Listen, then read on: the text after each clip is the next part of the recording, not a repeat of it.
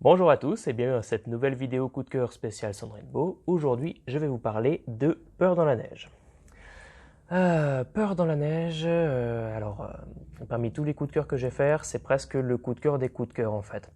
Parce que pour moi, ce livre, ça représente une prouesse d'écriture et je vais essayer de vous expliquer pourquoi. Peur dans la neige nous raconte l'histoire de Fleur et de Julius, deux frères et sœurs, qui sont en vacances chez leur grand-mère, joliment surnommée Mamilia. Fleur trouve, enterré dans la neige, un sac plein de biens précieux et d'argent. Et pensant à ses parents qui n'ont pas beaucoup d'argent, qui sont en difficulté financière, elle prendra le sac. Son frère Julius, beaucoup plus prudent, réalisera que prendre ce sac n'est pas une bonne idée, qu'il appartient sans doute à quelqu'un de peu recommandable et que ça risque de les mettre dans les ennuis. Mais sa sœur ne le laissera pas remettre ce sac à la place et le remplira de vieux journaux à son insu, tant et si bien que quand Julius essaiera de se débarrasser du sac et de le renterrer dans le trou d'où il a été extrait, il tombera nez à nez avec le criminel qui était venu le trouver là, sauf que le sac ne contient plus que des vieux journaux, et donc que Julius est dans une situation très difficile. Peur dans la neige part donc d'un huis clos. On a ces trois personnages principaux qui sont coincés dans cette petite maison perdue dans la neige, isolée de tout, avec ce criminel venu récupérer son argent, criminel qui est dangereux et parfois violent. Les points de vue s'alternent, on passe tour à tour de Julius à Fleur, à Mamilia, leur grand-mère, et ils vont essayer de se sortir de cette situation absolument catastrophique en se cachant dans la maison, en fuyant. Bref, c'est un huis clos qui nous met vraiment sous tension.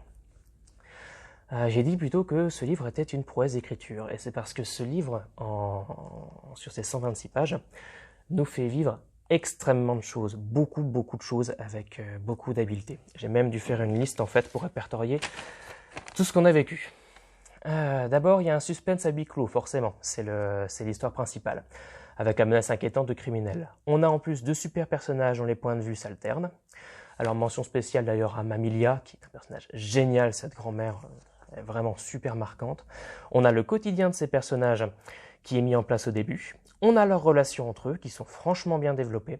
On a une gestion très fine du handicap. Mamilia ne peut plus marcher.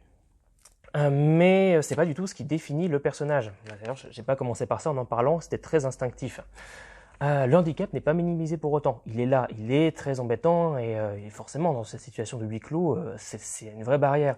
Mais ça ne la définit pas. On est vraiment on est vraiment sur vraiment un juste milieu entre l'existence de ce problème et la description du personnage qui n'est pas définie par lui. On a une réflexion sur la pauvreté et la manière dont elle est ressentie avec les enfants, avec Fleur notamment qui va voler de l'argent pour ses parents.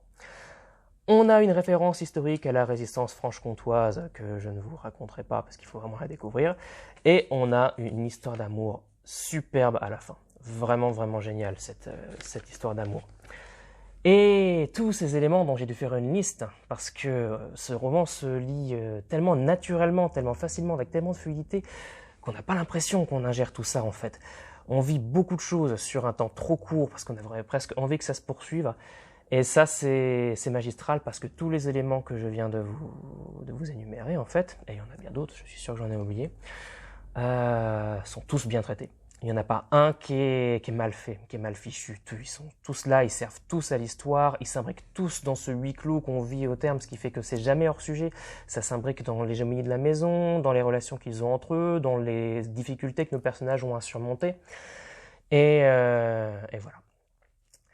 Donc pour tout ce que ce roman fait vivre sur un temps très court et avec toute cette fluidité, je vous conseille vraiment chaleureusement de le lire.